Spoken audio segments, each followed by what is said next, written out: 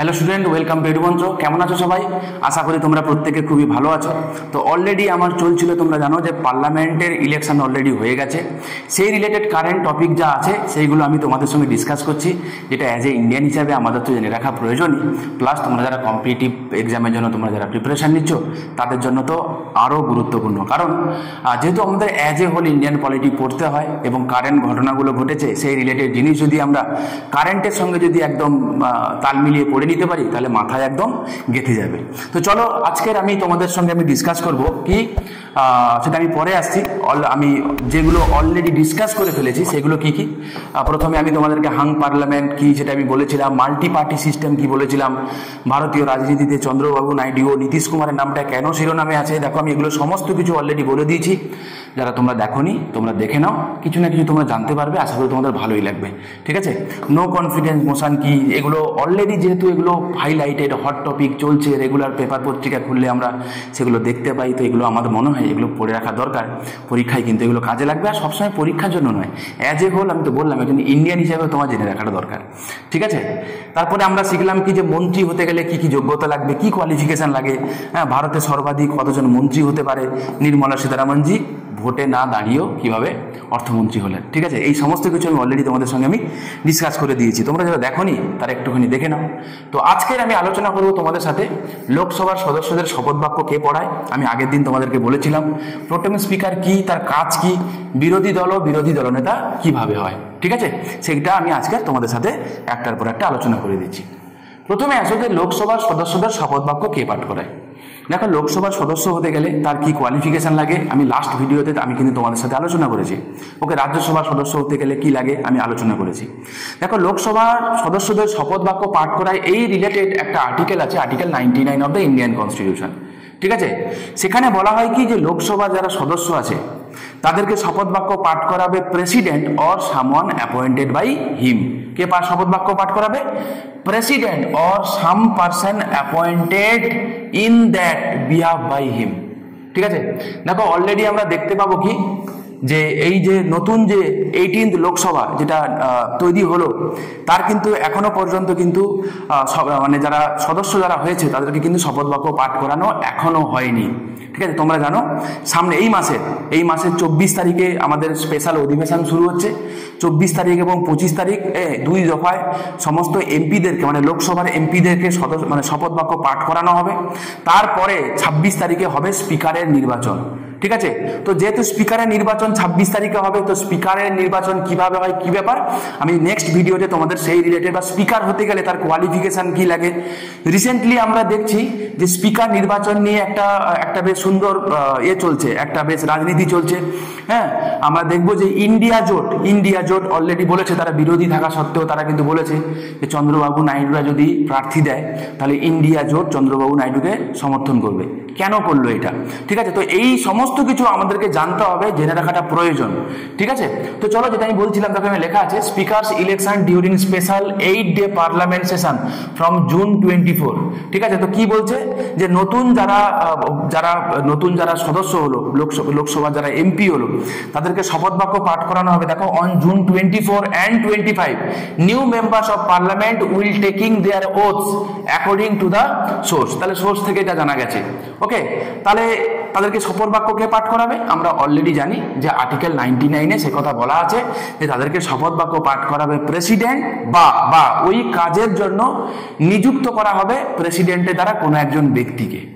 ঠিক আছে, আর এখান থেকেই আমরা একটা কনসেপ্ট জানতে পারবো, সেটা হচ্ছে প্রোটেম স্পিকার। ঠিক আছে, আচ্ছা আমি পরে আসছি, তার আগে আমি এই জিনিসটা আমি ক্লিয়ার করে দিই। কি বলেছে? an oath or affirmation according to the form set out for the purpose in the 3rd schedule। তো তোমরা জানো যে আমাদের সংবিধানে 3rd শিডিউলে সে ওথ অ্যান্ড অ্যাফার্মেশনের কথা কিন্তু অলরেডি বলা আছে। তো 3rd শিডিউল মেনে আর্টিকেল 99 দিয়ে সমস্ত এমপিদেরকে, লোকসভার এমপিদেরকে শপথ বাক্য পাঠ করানো হবে।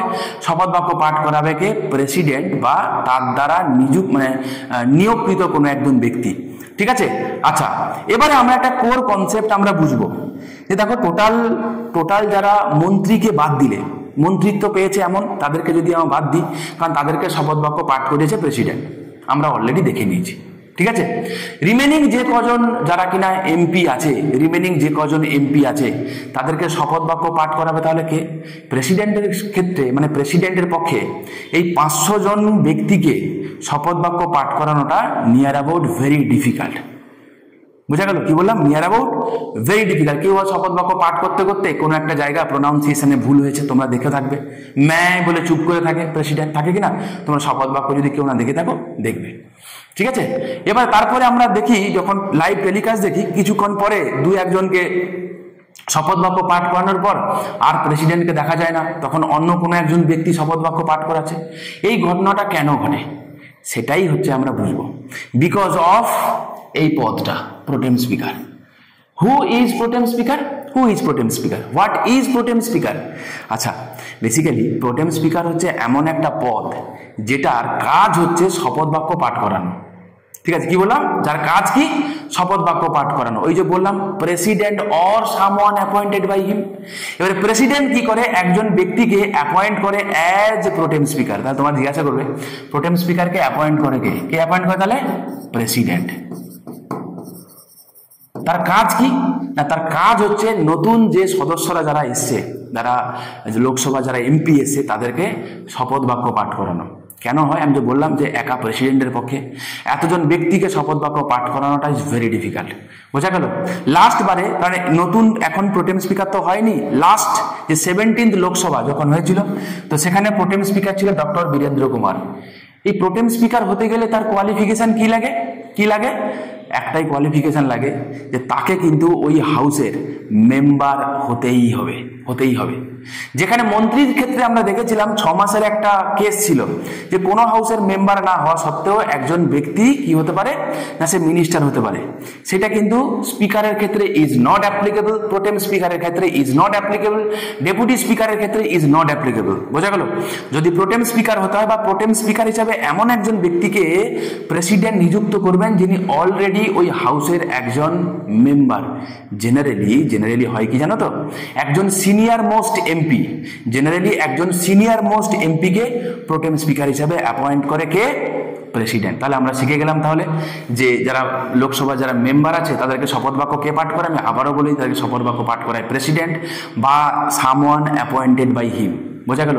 এবারে তিনি কে না, জেনারেলি তাকে আমরা প্রোটেম স্পিকার নামে চিনি। তাই প্রোটেম স্পিকারকে অ্যাপয়েন্ট করে কে? উল্টো করে জানতে চাওয়া হয়, সেটা হচ্ছে কি না প্রেসিডেন্ট। কেন অ্যাপয়েন্ট করা হয় না, নবনির্বাচিত যারা এমপি আছে তাদেরকে শপথ বাক্য পাঠ করানোর জন্য। কে হতে পারে প্রোটেম স্পিকার না, যে একজন ব্যক্তি যিনি অলরেডি একজন লোকসভার সদস্য এবং সিনিয়র মোস্ট মেম্বার।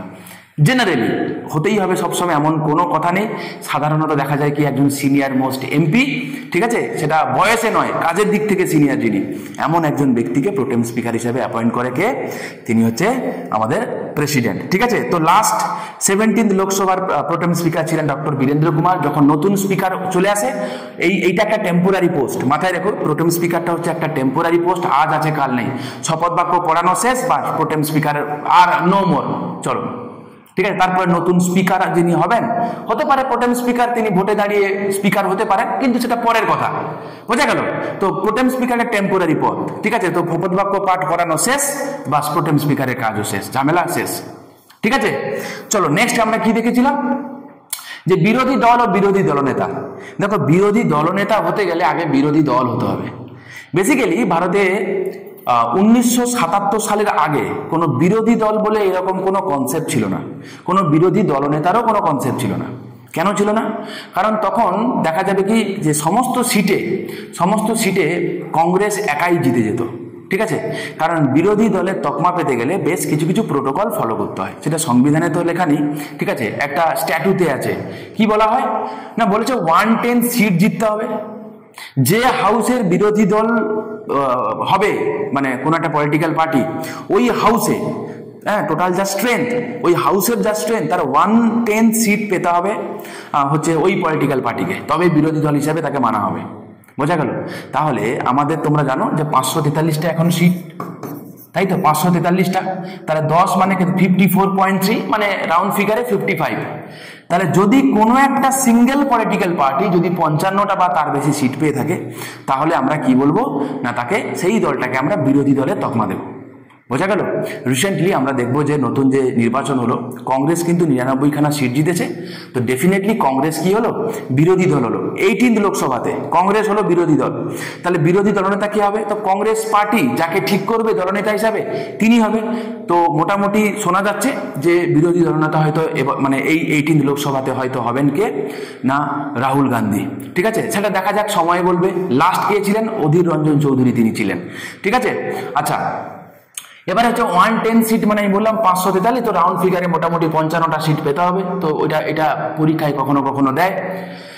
এবারে যিনি বিরোধী দলনেতা হবে তার যে স্ট্যাটাস অ্যাজ সেম অ্যাজ একজন ক্যাবিনেট র্যাঙ্কের মিনিস্টার। মাথায় রেখো, একজন ক্যাবিনেট র্যাঙ্কের মিনিস্টার তিনি তার যা স্ট্যাটাস, একজন বিরোধী দলনেতারও কিন্তু সেই সেম স্ট্যাটাস দেওয়ায় খুব খুব খুব ইম্পর্টেন্ট।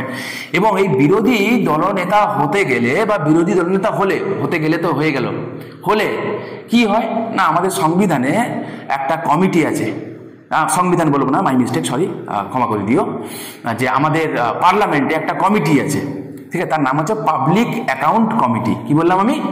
Public account committee. এই যে পাবলিক অ্যাকাউন্ট কমিটি না, এই পাবলিক অ্যাকাউন্ট কমিটির চেয়ারম্যান কে হবে না, বিরোধী দল থেকেই হবে। কে হবে? বিরোধী দল থেকেই হবে। বিরোধী দলনেতা হতে হবে এমন কোনো কথা নেই, বিরোধী দল থেকেই হতে হবে। বোঝা গেল? সচরাচর সাধারণত ইন জেনারেল যিনি বিরোধী দলনেতা থাকে তো তিনি হন, কিন্তু এমন কোনো কথা নেই যে বিরোধী দলনেতাকেই পাবলিক অ্যাকাউন্ট কমিটির চেয়ারম্যান হতেই হবে। বোঝা গেল? মাথায় রেখো বাবা। আচ্ছা, নেক্সট একটা কথা আসতে পারে যে প্রথম কোন পলিটিক্যাল পার্টি ছিল যেটা অপোজিশন পার্টি ছিল, বিরোধী দল ছিল? মাথায় রেখো, প্রথম বিরোধী দলও কিন্তু কংগ্রেস। তাহলে প্রথম রুল করেছিল কোন পার্টি? সেটাও Congress, Indian national Congress, INC. প্রথম বিরোধী দলের তকমা পেয়েছিল কিন্তু ইন্ডিয়ান ন্যাশনাল কংগ্রেস, কিন্তু চাপ নেই, সেম বছরে দুটো হয়নি। ঠিক আছে, প্রথম বিরোধী দলের স্ট্যাটাস হয়েছিল কবে? 1977 সালে, যখন মোরারজি দেশাই যখন ক্ষমতায়, জনতা দল যখন জেতে, তখন কংগ্রেস হেরে গেলেও কংগ্রেস 110 সিট কিন্তু সিকিউর করতে পেরেছিল। তাই আমাদের দেশে, আমাদের পার্লামেন্টারি ডেমোক্রেসিতে প্রথম যদি বলে অপোজিশন পার্টি কোন পার্টি ছিল, তো মাথায় রেখো এটা ছিল কিন্তু কংগ্রেস পার্টি। ঠিক আছে, খুব খুব খুব ইম্পর্টেন্ট এবং ট্রিকিও বটে। তো অলরেডি আমরা এই জিনিসগুলো আমরা আলোচনা করলাম। নেক্সট দিন আমরা আলোচনা করব যে স্পিকারের নির্বাচন কিভাবে হয়। ওকে, একজন ব্যক্তি যিনি স্পিকার হতে চান তো তার কি কি কোয়ালিফিকেশন লাগে সেইগুলো সম্পর্কে আমরা আলোচনা করব। এবং স্পিকারের নির্বাচন যে হবে, মানে কবে হবে স্পিকারের নির্বাচন, সেই দিনটাই বা কে ঠিক করে। ঠিক আছে, তোমাদের যদি অলরেডি কেউ জেনে থাকো তো আমাকে কমেন্ট করতে পারো, আর না যদি জেনে থাকো আমি তো নেক্সট দিন আসছি তোমাদেরকে এইগুলো ডিসকাস করে দেবো। ঠিক আছে, তো ভালো থেকো, দেখা হচ্ছে নেক্সট ভিডিওতে। আর একটা যাওয়ার আগে আমি বলে যাই, তোমাদের জন্য মেহনত করে অনেক ভালোবেসে উইথ লাভ আমরা কিন্তু এগুলো বানাই। যদি তোমাদের মনে হয় যে আমরা জেনুইনলি এফোর্ট দিই তোমাদের জন্য, তো তোমরা চাইলে চ্যানেলটাকে সাবস্ক্রাইব করতে পারো, লাইক করতে পারো, আর অবশ্যই বন্ধুদের সাথে তোমরা শেয়ার করো, আর তোমরা কমেন্ট করো। তোমরা কমেন্ট করলে কি হয় জানো তো, একটুখানি বল পাই, ভালো লাগে এই যা। ওকে, চলো ভালো থেকো, দেখা হচ্ছে নেক্সট ভিডিওতে।